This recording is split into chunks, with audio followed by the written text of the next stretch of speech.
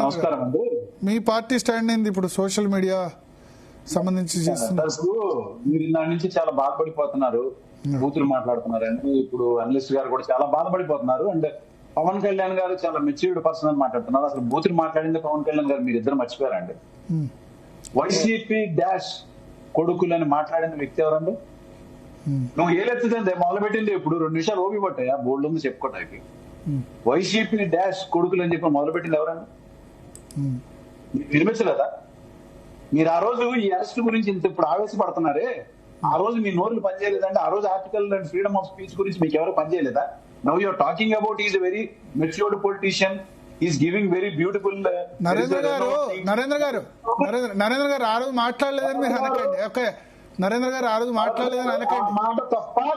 నేను అనేది ప్రశ్నారావణ్ అన్నది సమర్థిస్తున్నారా మీరు? ప్రశ్నారావణ్ అన్నది సమర్థిస్తున్నారా మీరు? నోట్లో డాష్ అంటే సమర్థిస్తున్నారా? నోట్లో డాష్ అంటే సమర్థిస్తున్నారా? అసెంబ్లీలో చంద్రబాబు నాయుడు సతీమణి అన్నప్పుడు మీరు సమర్థించేందుకు ఇట్లా ఉన్నారు, ప్రతిపక్షంలో ఉన్నారు మీరు. మేము అనలేదని ఎట్లా అంటారు? మరి ఎందుకు మాట్లాడుతున్నారు? మరి మీరు ఏం చేశారని ఎందుకంటారు? మీరు అదే చెప్తున్నా.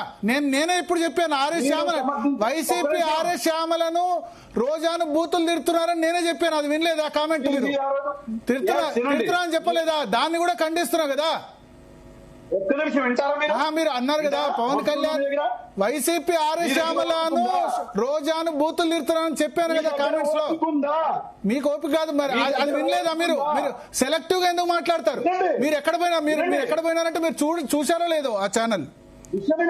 మేము చంద్రబాబు నాయుడు సతీమణి అసెంబ్లీలో అన్నప్పుడు అన్నాం, జగన్ సతీమణి అన్నప్పుడు ఖండించాం, రోజాను తిట్టినప్పుడు ఖండించాం, వంగలపూడి అనితను తిట్టినప్పుడు ఖండించాం. మీరు అడిగారు, మీరు ఒక ఆరోపణ చేశారు కాబట్టి చెప్పాను. మీరు ఒక ఆరోపణ చేశారు కాబట్టి చెప్పాను.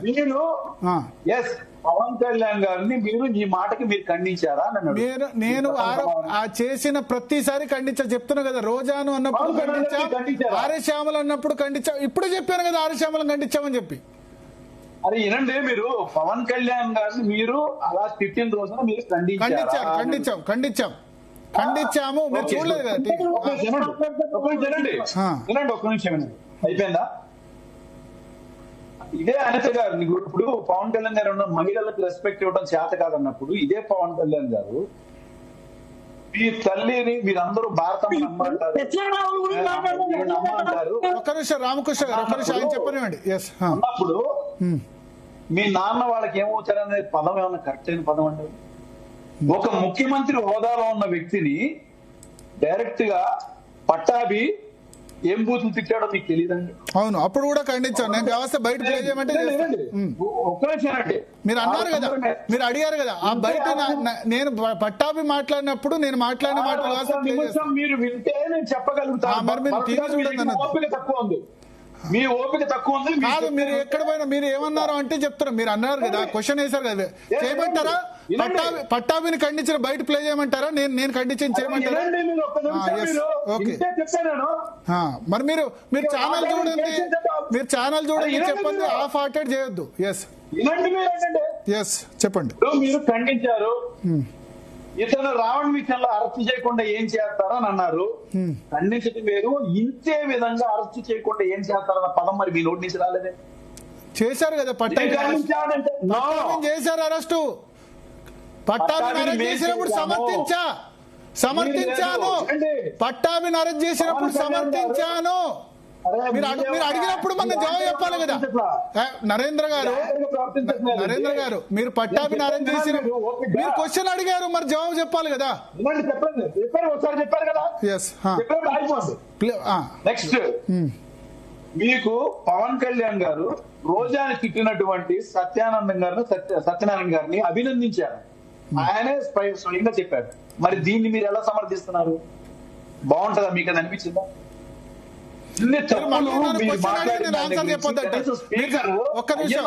నరేంద్ర గారు మీరు క్వశ్చన్ అడుగుతున్నారు, నేను ఆన్సర్ అడిగితే మీరు మధ్యలో ఆగొద్దు అంటారు.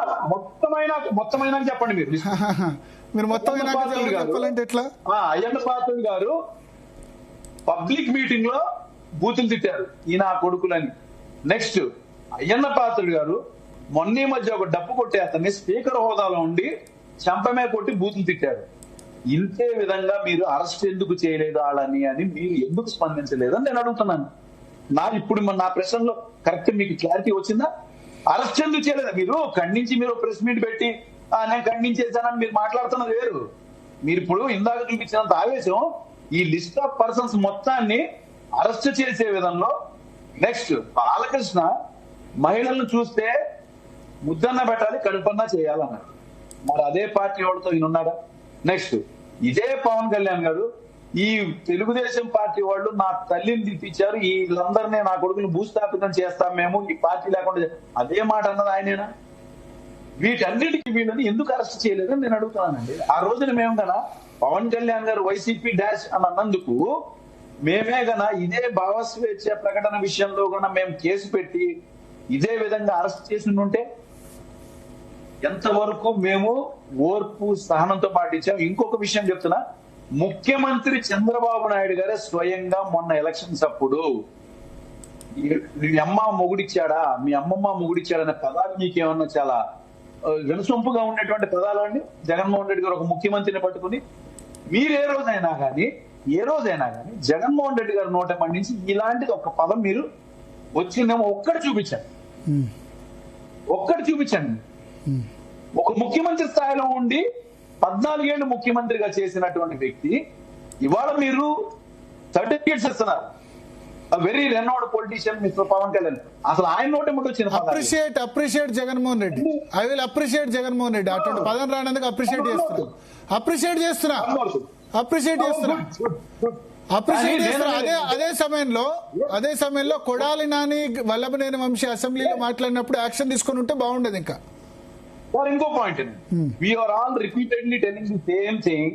ఒక్కసారి మనకు ఆ బైట్స్ కంపల్సరీ దొరుకుతాయి అసెంబ్లీలో. వీళ్ళు ఎక్కడ కూడా చంద్రబాబు నాయుడు గారి సతీమణిని అసెంబ్లీలో ఎక్కడ మాట్లాడలేదు. I stand on my word.